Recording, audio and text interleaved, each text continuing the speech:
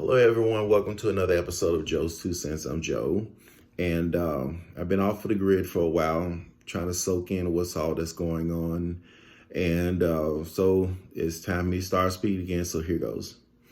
So I wanted to talk about one of the epic fails of the Trump administration, and that fail was their dismantling of the rapid response team when it comes to dealing with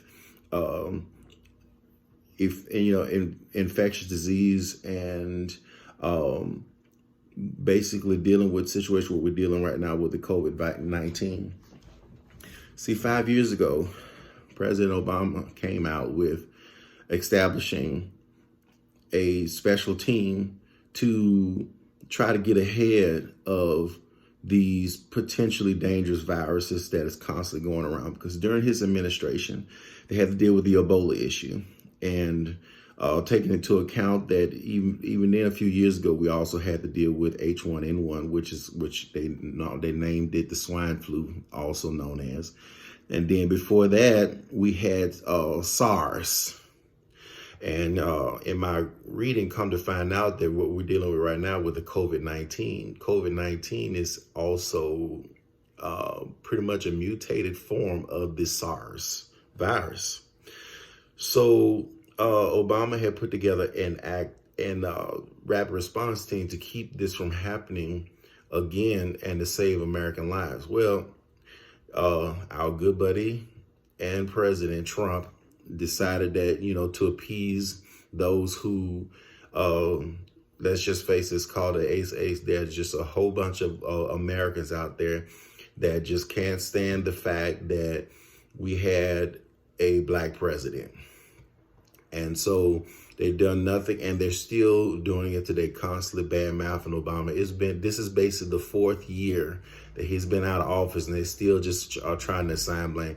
Oh, Obama this, Obama did that, Obama. Well, you know what? Obama actually established a rapid response team to deal with the COVID, future issues like what we're dealing with, the COVID-19. But because Trump dismantled that, and followed by when COVID-19 first came out and they were actually warning him, he decided to, call it a hoax. And, this is a ploy that the Democrats are doing to try to get him out of office and this, that, and the other. And because he refused to follow wise counsel, he allowed this thing to get out of proportion.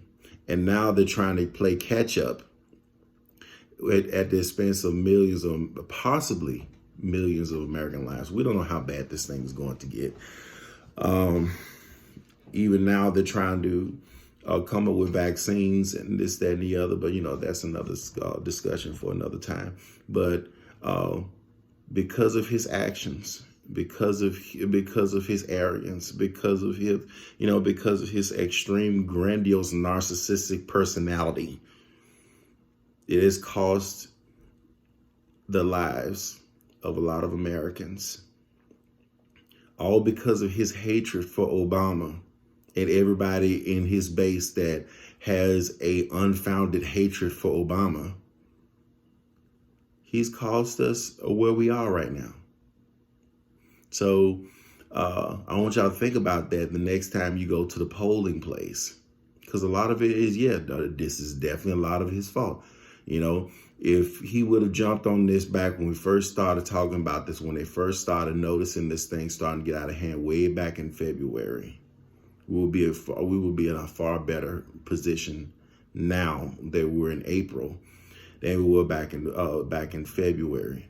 So now each and every state is bracing itself for more casualties, more cases. And for what?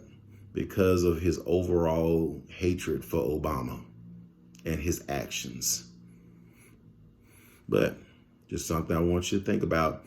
So that's all I got to say about this one. If you like or disagree with what I have to say, please leave a comment. If you would, please like and subscribe to my YouTube channel, Joe's Two Cents. And I really would like to hear what you have to say about this.